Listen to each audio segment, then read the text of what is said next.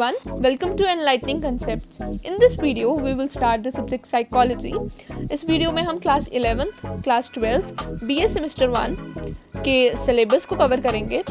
Do like, subscribe and share this channel and अगर किसी को भी नोट्स चाहिए होंगे, do comment in the comment box. Let's start this topic. Psychology. अब हम साइकोलॉजी पढ़ने जा रहे हैं तो हमें वर्ड साइकोलॉजी का मतलब पता होना चाहिए. साइकोलॉजी 2 ग्रीक वर्ड से डिराइव किया गया है. Psych means soul and logos means science और knowledge. This whole means the study of soul और the science of soul. But इस डेफिनेशन को आगे रिजेक्ट कर दिया गया था. इसके बारे में हम आगे की वीडियो में पढ़ेंगे. पहले हम इसका ओरिजिन जान लेते हैं. अब हम ओरिजिन पढ़ने जा रहे हैं साइकोलॉजी का, तो हमें पता होना चाहिए कि साइकोलॉजी आई कहाँ से है, ओरिजिनेट कहाँ से हुई है. Psychology in the beginning psychology was a part of philosophy. ठीक है, बिगनिंग में जो साइकोलॉजी थी वो पार्ट थी फिलॉसफी की.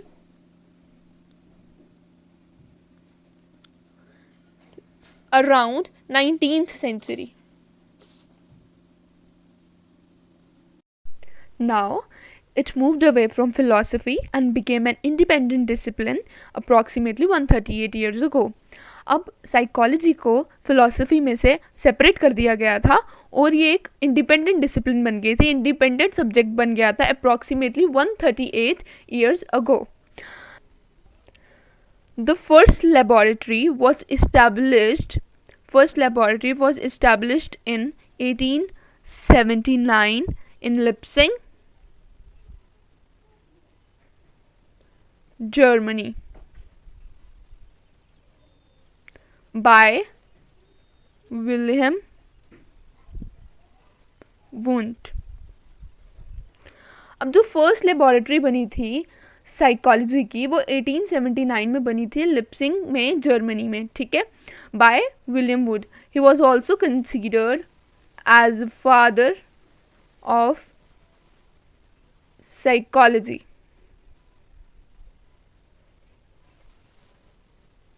ही was the first one to measure human behavior. All right. Now अब जैसे जैसे साइकोलॉजी डेवलप होता गया, मर्ज होता गया, डिफरेंट स्कूल ऑफ थॉट्स आए, डिफरेंट पर्सपेक्टिव्स आए, डिफरेंट ओपिनियंस आए लोगों के about the nature of study of psychology, कि साइकोलॉजी की नेचर कैसी है.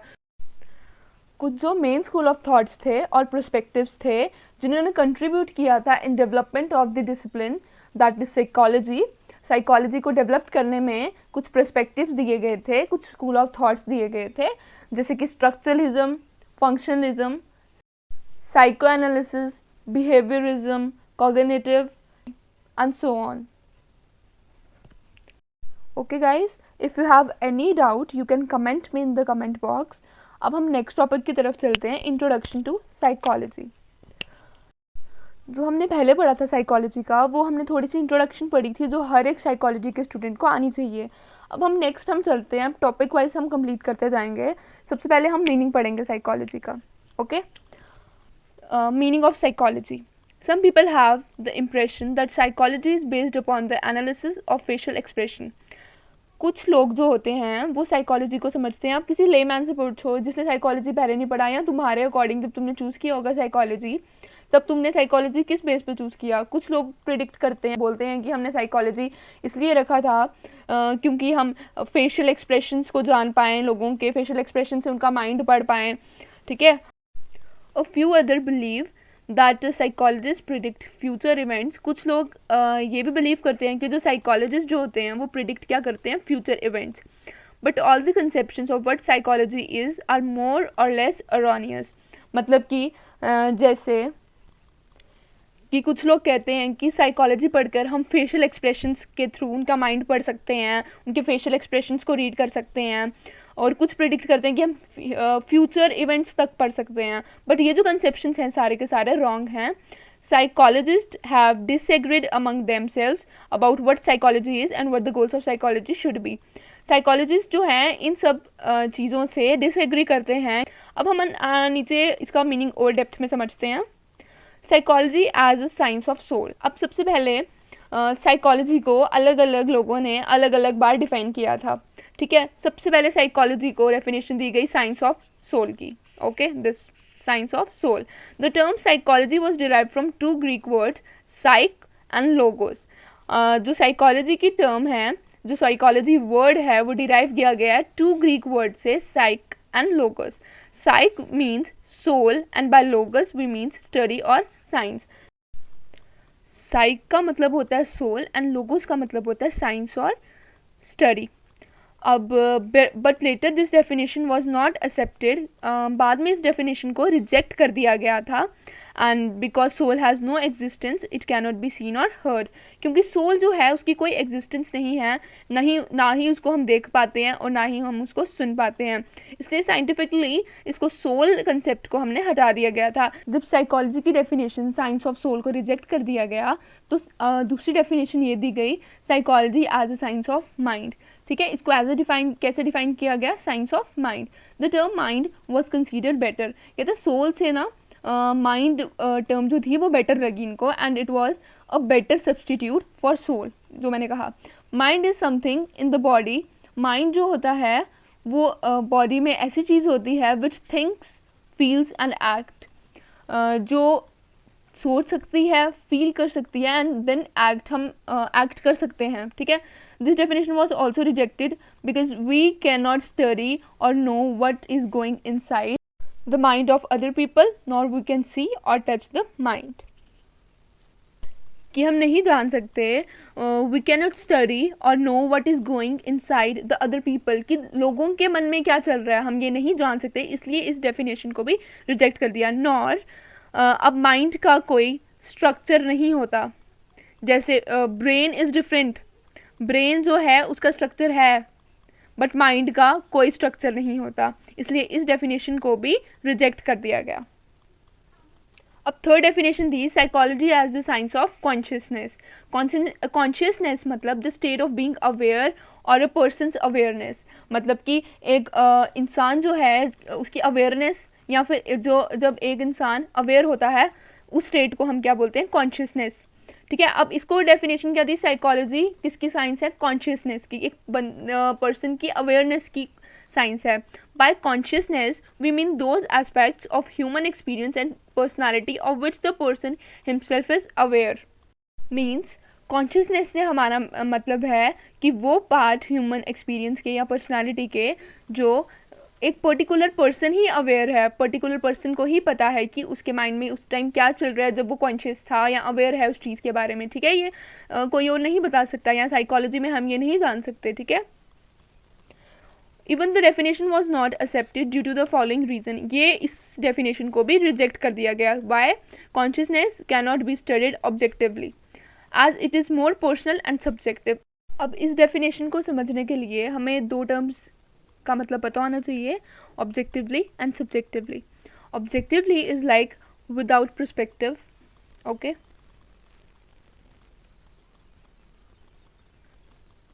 and subjectively is like differ from person to person, okay।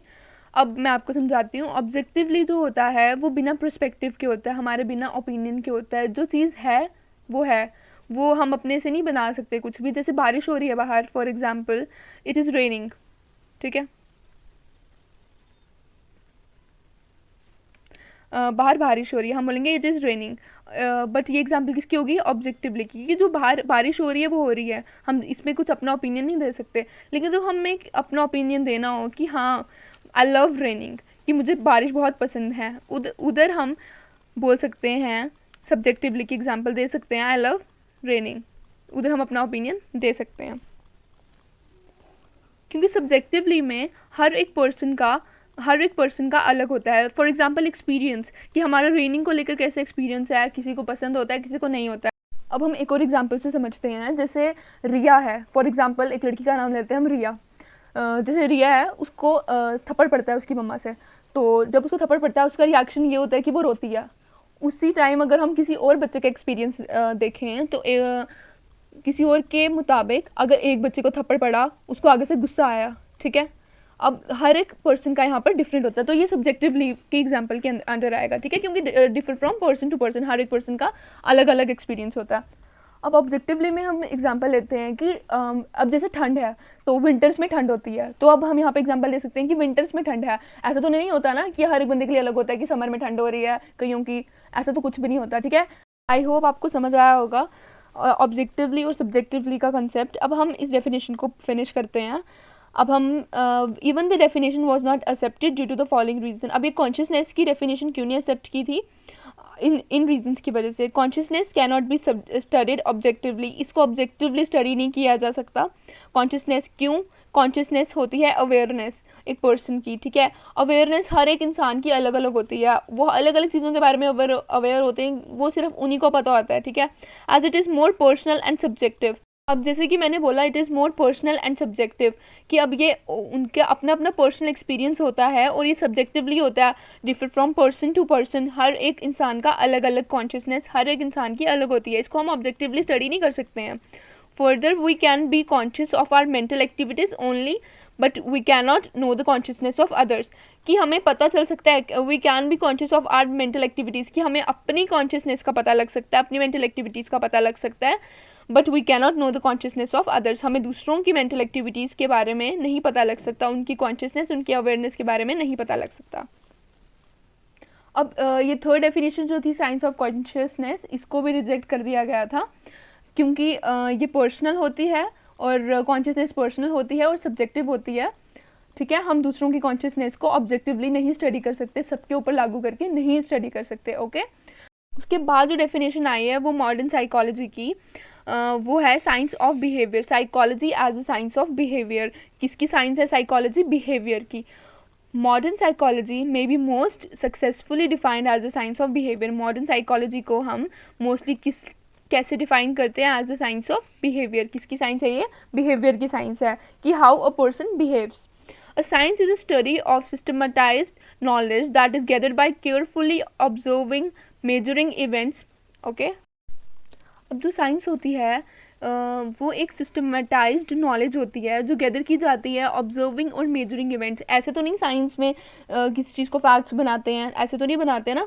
वो एक्सपेरिमेंट साइकोलॉजिस्ट जो होते हैं इसको एज अ साइंस क्यों बोला गया है? क्योंकि इसमें साइकोलॉजी में भी एक्सपेरिमेंट्स किए जाते हैं, ऑब्जर्वेशंस की जाती हैं, ठीक है, विच अदर्स कैन रिपीट। कि ऐसे एक्सपेरिमेंट्स और ऑब्जर्वेशंस इतने अच्छे तरीके से की जाती है कि अगर दूसरे बंदे रिपीट करें ना, they obtain data often in the form of quantitative measurements, उनको भी वैसा ही डेटा मिलेगा क्वांटिटेटिव मेजरमेंट्स में, विच अदर्स कैन वेरीफाई, कि वो वेरीफाई भी कर पाएंगे। Thus experiments and observation are at the core of scientific psychology. Experiments और ऑब्जर्वेशन भी होती है साइंटिफिक साइकोलॉजी में। Behaviour includes anything a person or animal does. अब हमने इस डेफिनेशन के पार्ट को देख लिया एक साइंस के, अब हम बिहेवियर पे आते हैं। बिहेवियर में क्या होता है? Behaviour includes anything a person or animal does, कुछ भी जो एक एनिमल या फिर एक पर्सन करता है, that can be observed in some way, जिसको हम ऑब्जर्व कर सकते हैं किसी भी वे में। Behaviour unlike mind and thoughts और feelings can be observed, recorded and studied. अब बिहेवियर जो होता है वो माइंड की तरह नहीं होता या फीलिंग्स और थॉट्स की तरह नहीं होता है, जो ऑब्जर्व ना किया जाए, रिकॉर्ड नहीं किया जाए या स्टडी नहीं किया जाए। बिहेवियर जो होता है वो आउटवर्ड होता है, उसको हम नोट भी कर सकते हैं, रिकॉर्ड भी कर सकते हैं, ठीक है।